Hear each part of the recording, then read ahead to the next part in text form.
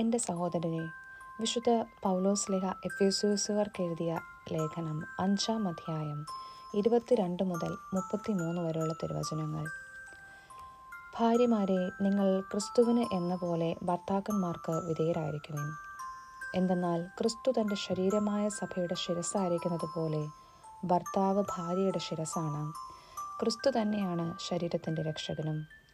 സഭ ക്രിസ്തുവിന് വിധേയരായിരിക്കുന്നത് പോലെ ഭാര്യമാർ എല്ലാ കാര്യങ്ങളിലും ഭർത്താക്കന്മാർക്ക് വിധേയരായിരിക്കണം. ഭർത്താക്കന്മാരെ, ക്രിസ്തു സഭയെ സ്നേഹിക്കുകയും അവളെ വിശുദ്ധീകരിക്കാൻ വേണ്ടി തന്നെ തന്നെ സമർപ്പിക്കുകയും ചെയ്തതുപോലെ നിങ്ങൾ ഭാര്യമാരെ സ്നേഹിക്കണം. അവൻ സഭയെ വിശുദ്ധീകരിക്കുന്നതിന് ജലം കൊണ്ട് കഴുകി വചനത്താൽ വെണ്മയുള്ളതാക്കി.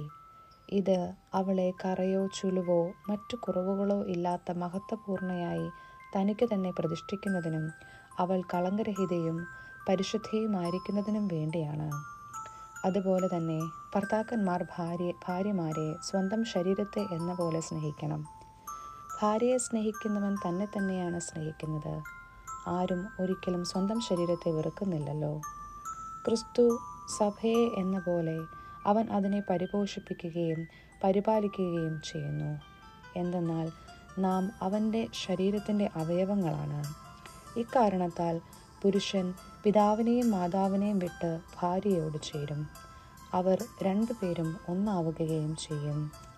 ഇത് ഒരു വലിയ രഹസ്യമാണ്.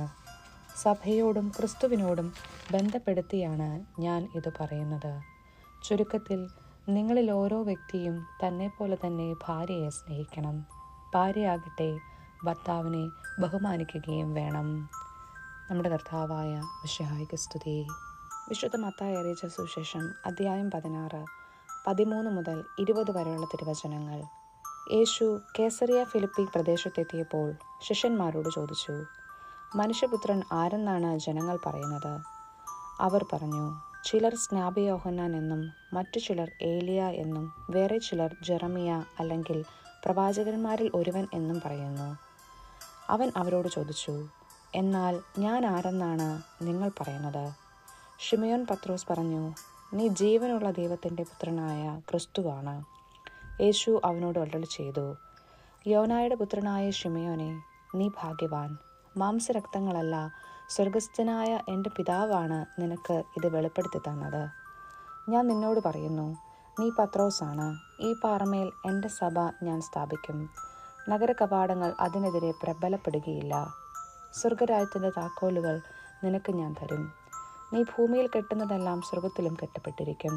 നീ ഭൂമിയിൽ അഴിക്കുന്നതെല്ലാം സ്വർഗത്തിലും അഴിക്കപ്പെട്ടിരിക്കും. അനന്തരം അവൻ താൻ ക്രിസ്തുവാണെന്ന് ആരോടും പറയരുതെന്ന് ശിഷ്യന്മാരോട് കൽപ്പിച്ചു. നമ്മുടെ കർത്താവായ മിശിഹായ്ക്ക് സ്തുതി.